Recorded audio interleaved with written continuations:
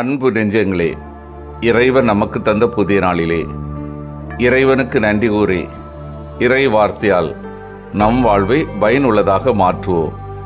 இறைவன் நம் அனைவரை நிறைவாக ஆசீர்வதித்து பாதுகாத்து வழி நடத்துவாராக.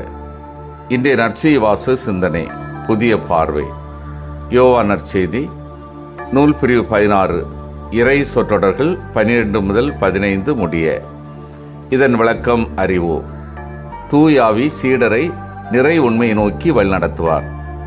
இறைவன் தம்மை முற்றிலும் ஒரே அடியாக வெளிப்படுத்தவில்லை. புதிய ஏற்பாட்டில் இறைவன் தம் வெளிப்பாடாய் இலங்கும் தம் மகனை உலகிற்கு அனுப்புகிறார்.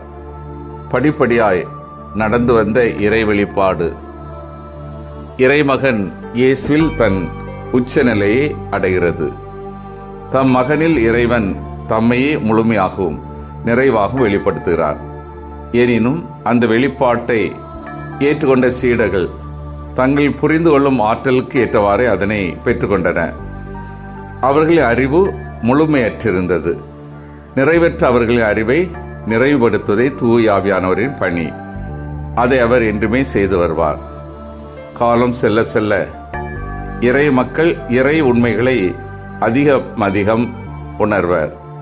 அவர்களின் உள்ளத்திலே குடியிருந்து உண்மைகளை மேன்மேலும் புரிய வைப்பவர் தூய ஆவியானவரே. தூய ஆவியும் இயேசுவை போல் தாமாக எதுவும் செய்ய மாட்டார், பேசவும் மாட்டார். இயேசு தந்தையிடமிருந்து கேட்டதையே பேசுவது போல் ஆவியானவரும் இயேசுவிடமிருந்து கேட்டதையே பேசுவார். இவ்வாறு தந்தை, மகன், தூய ஆவி ஆகிய மூவருமே ஒன்றித்திருக்கின்றனர். வரப்போகிறவற்றை அறிவிப்பார் என்பதற்கு இரு வகையில் நாம் பொருள் கொள்ளலாம். எதிர்காலத்திலே என்னென்ன நிகழப் போகின்றன என்று தம் அடியா வழியாக முன்னுரைப்பார் என்பது ஒரு பொருள். அதே நேரத்தில் வரப்போகும் இயேசுவின் துன்பங்கள், இறப்பு, உயிர்த்தெழுதல் ஆகியவற்றின் உண்மை பொருளை அவர்களுக்கு உணர்த்துவார் என்பது மறுபொருள். தந்தையின் செயல்களை புரிந்து கொள்வதாலும் அவருடைய சொற்களை பேசுவதாலும் இயேசு தந்தைக்கு மாட்சி அளித்தார். அதுபோல இயேசுவின் செயல்களை தொடர்ந்து செய்வதாலும் அவர் கூறிய உண்மைகளை சீடர்களுக்கு தொடர்ந்து அறிவுறுத்துவதாலும் ஆவியானவர் இயேசுக்கு மாட்சி அளிப்பார். அன்பார்ந்தவர்களே, இன்றைய சமுதாயத்தில் முன்சார்பு எண்ணங்கள் அதிகமாகிக் கொண்டிருக்கிறது. ஒருவரை நேரடியாக தெரிந்து கொள்வதற்கு முன்னதாகவே அவரை பற்றி நாம் கேள்விப்பட்ட செய்திகளை வைத்து அவர் இப்படித்தான் என்று முடிவு கட்டி விடுகிறோம். அவரை பற்றி நாமே ஒரு முடிவுக்கு வந்து விடுகிறோம். இது அடிப்படை உறவு சிக்கலை ஏற்படுத்தி விடுகிறது.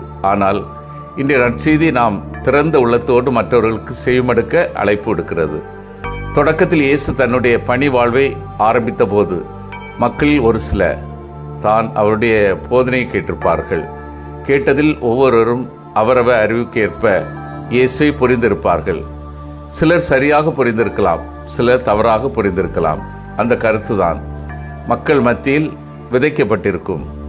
அவரை சந்தித்தவர்கள் அனைவருமே இந்த ஒரு கண்ணோட்டத்தோடு தான் அணுகியிருப்பார்கள். இந்த பார்வை நிச்சயம் சரியான பார்வையாக இருக்க முடியாது.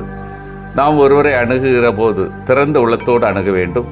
அவர் எப்படி இருக்கிறார் என்பது நமக்கு முக்கியமல்ல, நாம் எப்படி இருக்கிறோம், நமது பார்வை, சிந்தனை எப்படி இருக்கிறது என்பதுதான் முக்கியமானதாக இருக்கிறது. இன்றைய உலகில் முன்சார்பு எண்ணங்கள் பல பிரச்சனைகளுக்கு அடிப்படை ஆதாரமாக இருக்கிறது. என்ன ஏது என்று தெரியாமலேயே நாம் பல வேளைகளில் பிரச்சனை செய்து கொண்டிருக்கிறோம். அந்த முன்சார்பு எண்ணங்களை நமது உள்ளத்திலிருந்து உடைத்தெறிவோம். புதிய பார்வையில் நிகழ்வுகளை அணுகுவோம். சிந்தித்து தியானித்து செயல்படுவோம். நிறை உண்மையை நோக்கி வழிநடத்தும் தூய ஆவியானவரை புரிந்து வாழ்கின்றேனார். மூவொரு கடவுளின் இணைந்த செயல்பாடு நான் வாழும் சூழலில் உள்ளதா?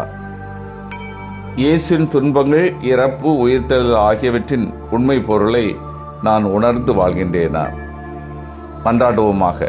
வல்லமைமிக்க இறைவா, நாங்கள் அனைவரும் நிறை உண்மையை நோக்கி வழிநடத்தி தூய ஆவியானவரை புரிந்து வாழவும், மூவொரு கடவுளின் இணைந்த செயல்பாடுகளை நாங்கள் வாழும் சூழலில் செயல்படுத்தவும், இயேசுவின் துன்பங்கள், இறப்பு, உயிர்த்தெழுதல் ஆகியவற்றின் உண்மை பொருளை உணர்ந்து வாழவும் வரம் தாரும்.